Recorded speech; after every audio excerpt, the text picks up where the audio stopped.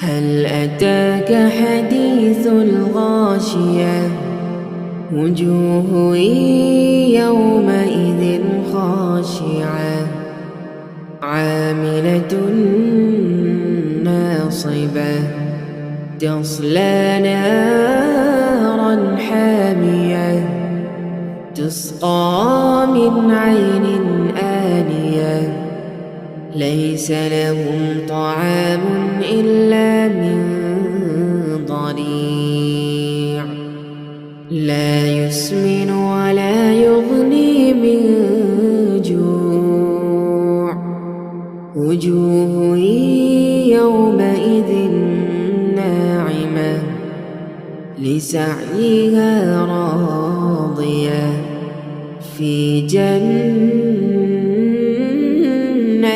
عالية لا تسمع فيها لاغية فيها عين جارية فيها سرر مرفوعة وأكواب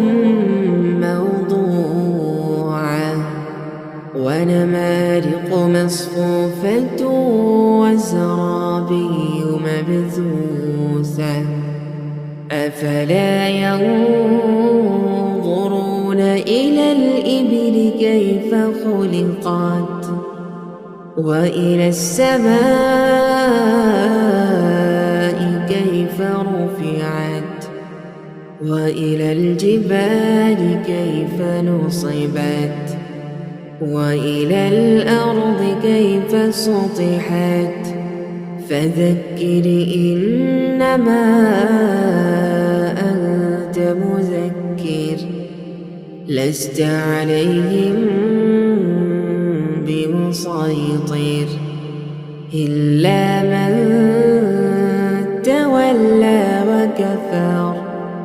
فيعذبه الله العذاب الأكبر إن إلينا إيابهم ثم